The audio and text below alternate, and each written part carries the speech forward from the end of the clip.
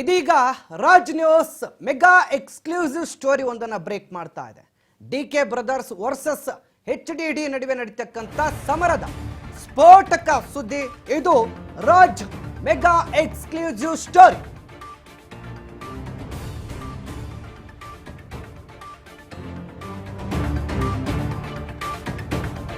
ರಾಮನಗರ ಬೆಂಗಳೂರು ಗ್ರಾಮಾಂತರದ ಚುನಾವಣಾ ಕಣದಲ್ಲಿ ವಾಕ್ ಸಮರ ತಾರಕಕ್ಕೇರಿದೆ. ಡಿಕೆ ಬ್ರದರ್ಸ್ ವರ್ಸಸ್ HDD ನಡುವೆ ಸಮರ ಸ್ಫೋಟದ exclusive story.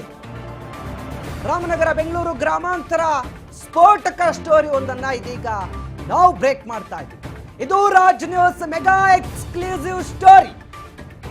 DK brothers versus HDD ನಡುವೆ ನಡೀತಕ್ಕಂಥ ಸಮರದ ಸ್ಫೋಟಕ ಸುದ್ದಿ ಒಂದನ್ನ ಇದೀಗ ನಾವು ಬ್ರೇಕ್ ಮಾಡ್ತಾ ಇದ್ದೀವಿ. ರಾಮನಗರ ಬೆಂಗಳೂರು ಗ್ರಾಮಾಂತರ ವಿಚಾರಕ್ಕೆ ಸಂಬಂಧಪಟ್ಟಂತೆ ನಡೀತಾ ಇರುವಂತಹ ಈ ಟಾಕ್ ವಾರ್ನ ಎಕ್ಸ್ಕ್ಲೂಸಿವ್ ಸ್ಟೋರಿ. ಇದು ರಾಜ್ ನ್ಯೂಸ್ ಎಕ್ಸ್ಕ್ಲೂಸಿವ್ ಸುದ್ದಿ. ಚುನಾವಣೆ ಸಮೀಪ ಬರ್ತಾ ಇದ್ದ ಹಾಗೆ ನಾಯಕರ ಮಧ್ಯ ವಾಕ್ ಸಮರ ಜೋರಾಗುತ್ತೆ. ಹಾಗಾದ್ರೆ ಏನದು ಎಕ್ಸ್ಕ್ಲೂಸಿವ್ ಸ್ಟೋರಿ?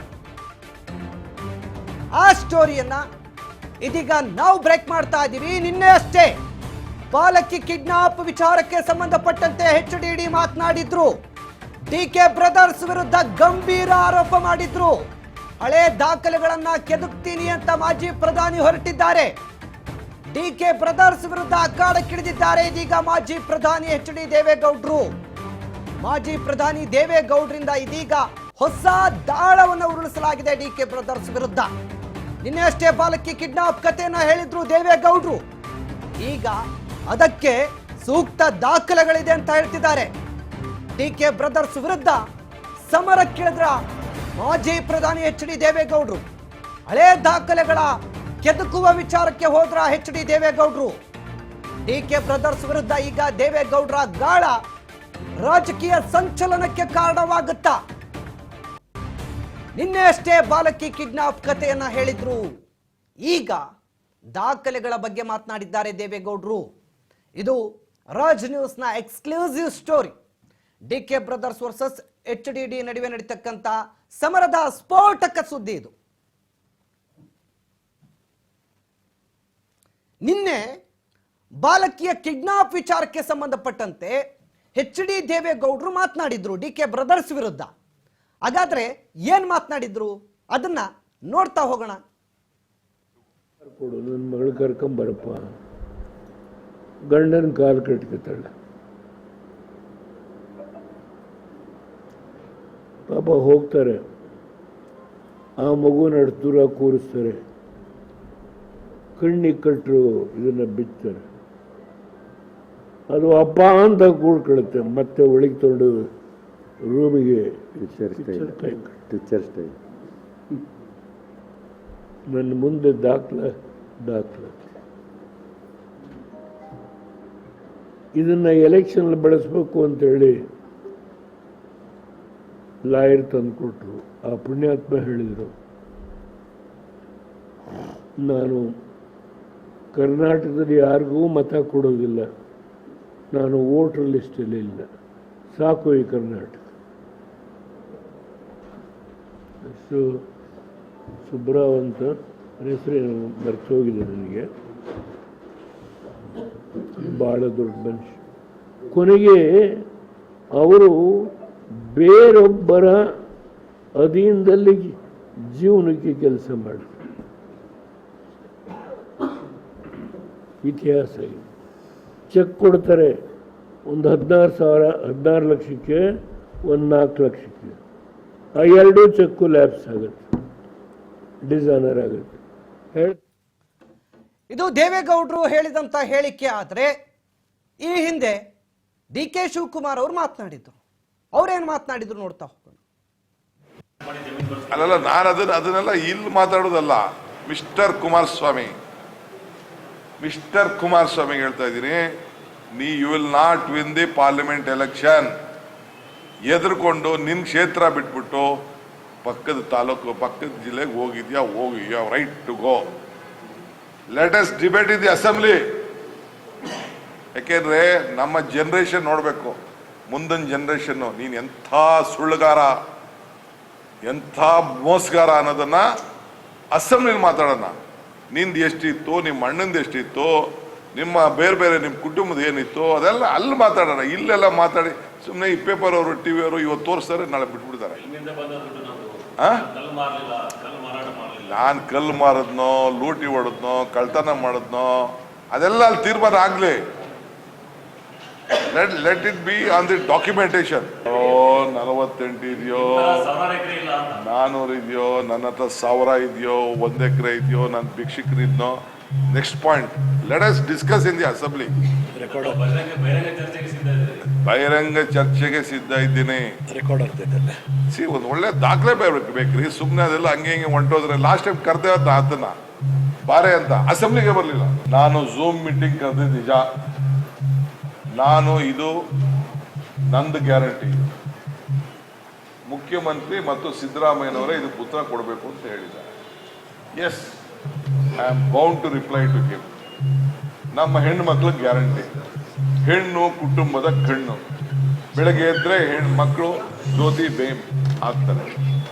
ಅವ್ರ ಕುಟುಂಬ ಒಳ್ಳೇದಾಗ್ಲಿ ಅಂಥೇಳಿ ನಾವು ಅವ್ರಿಗೆ ಶಕ್ತಿ ಯೋಜನೆ ಕೊಟ್ಟಿದ್ದೀವಿ. ಬಸ್ ಹೋಗಕ್ಕೆ ಎಲ್ಲೆಲ್ಲ ಹೋಗಕ್ಕೆಲ್ಲ ಫ್ರೀ ಕೊಟ್ಟಿದ್ದೀವಿ. ಅವ್ರಿಗೆಲ್ಲ ಪದಾರ್ಥಗಳು ಜಾಸ್ತಿ ಆಗ್ತಾ ಇದೆ ಅಂತೇಳಿ ನಾವು ಅವ್ರಿಗೆ 2,000 ರೂಪಾಯಿ ಕೊಟ್ಟಿದ್ದೀವಿ. ನೀನು ಹೆಣ್ಣು ಮಕ್ಕಳನ್ನ ದಾರಿ ತಪ್ತವ್ರೆ ಅಂತಂದ್ರೆ ಏನ್ರಿ ಅಂತ? ಏನ್ ನಮ್ಮ ಹೆಣ್ಮಕ್ಳು? ಈ ಬಗ್ಗೆ ಹೆಚ್ಚಿನ ಮಾಹಿತಿಯನ್ನ ನೀಡ್ತಾ ಹೋಗ್ತಾರೆ ನನ್ನ ಸಹೋದ್ಯೋಗಿ ಬಸವರಾಜ್ ಹೂಗಾರ್ ಇದೀಗ ಫೋನ್ ಸಂಪರ್ಕದಲ್ಲಿ ಜಾಯ್ನ್ ಆಗ್ತಾ ಇದ್ದಾರೆ. ಬಸವರಾಜ್ ಹೂಗಾರ್, ಒಂದು ಕಡೆ ಚುನಾವಣೆಯ ದಿನಗಳು ಸಮೀಪಿಸುತ್ತಿದ್ದ ಹಾಗೆ ವೈಯಕ್ತಿಕ ಟೀಕೆಗಳು ಹೆಚ್ಚಾಗ್ತಾ ಇದೆ. HDK ವರ್ಸಸ್ DKC ನಡುವೆ ನಡೀತಕ್ಕಂಥ ಸಮರ ಈಗ ದೊಡ್ಡಗೌಡರ ಎಂಟ್ರಿಯಿಂದ ಮತ್ತಷ್ಟು ರೋಚಕತೆಯನ್ನು ಪಡೆದುಕೊಂಡಿದೆ. ಇದು ಎಲ್ಲಿಗೆ ಹೋಗಿ ತಲುಪುತ್ತೆ ಅಂತ?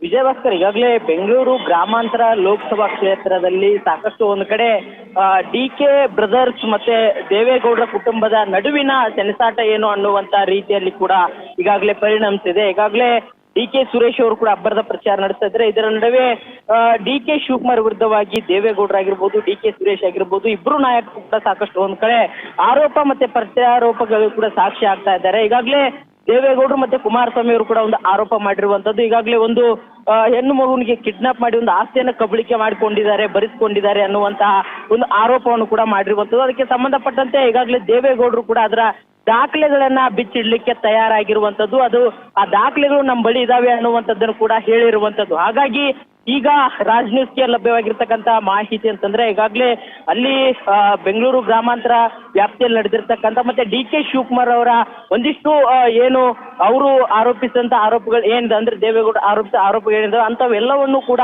ದಾಖಲೆಗಳ ಸಮೇತ ಅದನ್ನ ಜನರ ಮುಂದೆ ಇಡಬೇಕು ಅನ್ನುವಂತ ಪ್ರಯತ್ನಕ್ಕೆ ಮುಂದಾಗಿದ್ದಾರೆ ಅನ್ನುವಂತ ಮಾಹಿತಿ ಕೂಡ ತಿಳಿದು ಬರ್ತಾ ಇದೆ. ಹಾಗಾಗಿ ಈಗ ಸಾಕಷ್ಟು ಆ ಒಂದು ದಾಖಲೆಗಳ ಹುಡುಕಾಟದಲ್ಲಿ ಕೂಡ ದೇವೇಗೌಡರು ಕೂಡ ಸಾಕಷ್ಟು ಒಂದು ಕಡೆ ದಾಖಲೆಗಳ ಮುಖಾಂತರನೇ DK ಸುರೇಶ್ ಮತ್ತೆ DK ಶಿವಕುಮಾರ್ ವಿರುದ್ಧವಾಗಿ ಒಂದಿಷ್ಟು ಒಂದ್ ರೀತಿಯಲ್ಲಿ ತಂತ್ರಗಳನ್ನ ರೂಪಿಸಬೇಕು ಅನ್ನುವಂತ ನಿಟ್ಟಿನಲ್ಲಿ ಕೂಡ ಈಗಾಗಲೇ ಮುಂದಾಗಿರುವಂತದ್ದು. ಹಾಗಾಗಿ ಬೆಂಗಳೂರು ಲೋಕಸಭಾ ಒಂದು ಕ್ಷೇತ್ರದಲ್ಲಿ ದೇವೇಗೌಡರು ಅಳಿಯನ ಪರವಾಗಿ ಒಂದು ಅಖಾಡಕ್ಕೆ ಇಳಿದ್ರ ಅನ್ನುವಂಥದ್ದು ಸಾಕಷ್ಟು ಒಂದ್ ಕಡೆ ರಾಜ್ಯ ರಾಜಕೀಯದಲ್ಲಿ ಚರ್ಚೆ ಆಗ್ತಾ ಇದೆ. ವಿಜಯ ಭಾಸ್ಕರ್, ಹಾಗಾದ್ರೆ ಈಗ ದಾಖಲೆಗಳನ್ನ ಬಿಡುಗಡೆ ಮಾಡ್ತೀನಿ ಅಂತ ಹೇಳಿರುವಂತ ದೇವೇಗೌಡರು ಯಾವ ಸಂದರ್ಭದಲ್ಲಿ ಇದನ್ನ ಬಿಡುಗಡೆ ಮಾಡ್ತೀನಿ ಅಂತ ಏನಾದ್ರೂ ಸುಳಿವು ಕೊಟ್ಟಿದ್ದಾರಾ ಬಸವರಾಜ್? ವಿಜಯ ಭಾಸ್ಕರ್, ಈಗಾಗಲೇ ದೇವೇಗೌಡರು ಆರೋಪಿಸಿದಂತ ಆರೋಪಕ್ಕೆ DCM DK ಶಿವಕುಮಾರ್ ಕೂಡ ಒಂದು ವೇದಿಕೆಗೆ ಬರಲು ನಾನು ಸಿದ್ಧ ಇದ್ದೇನೆ. ಯಾವುದೇ ರೀತಿ ದಾಖಲೆ ಬಿಡುಗಡೆ ಮಾಡಲಿ, ಅದಕ್ಕೆಲ್ಲದಕ್ಕೂ ನಾನು ಸಿದ್ಧನಿದ್ದೇನೆ.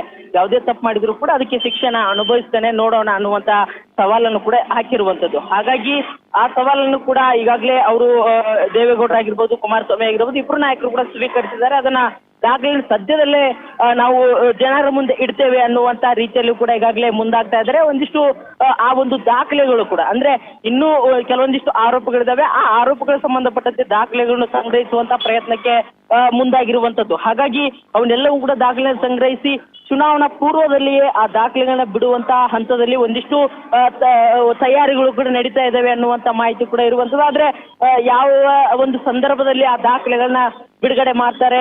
ಡಿ ಕೆ ಸುರೇಶ್ ಮತ್ತೆ ಡಿ ಕೆ ಶಿವಕುಮಾರ್ ವಿರುದ್ಧವಾಗಿ ಇರ್ತಕ್ಕಂಥ ಯಾವ ಆರೋಪಗಳಲ್ಲಿ ಅವರಿಗೆ ದಾಖಲೆ ಸಿಕ್ಕಿವೆ ಅನ್ನುವಂಥದ್ದು ಕುತೂಹಲ ಮೂಡಿರುವಂತದ್ದು. ವಿಜಯ್, ಥ್ಯಾಂಕ್ ಯು ಬಸವರಾಜ್ ಹುಗಾರ್ ತಮ್ಮೆಲ್ಲ ಮಾಹಿತಿಗಾಗಿ. ಒಟ್ಟಿನಲ್ಲಿ ಈ ಚುನಾವಣೆ ಸಂದರ್ಭದಲ್ಲಿ ಆರೋಪ ಪ್ರತ್ಯಾರೋಪ, ಟೀಕೆ, ಪ್ರತಿಕ್ರಿಯೆ, ಹೀಗೆ ನಾನಾ ರೀತಿಯಾಗಿ ನಾಯಕರ ನಡುವೆ ನಡೀತಕ್ಕಂಥ ಸಮರಗಳು ಸಾಮಾನ್ಯ. ಆದರೆ ಈ ಹಿಂದೆ ಕೂಡ ಸಿದ್ದರಾಮಯ್ಯನವರ ವಿರುದ್ಧ ಒಂದಷ್ಟು ಆರೋಪಗಳನ್ನು HD ಕುಮಾರಸ್ವಾಮಿ ಅವರು ಮಾಡಿದ್ರು.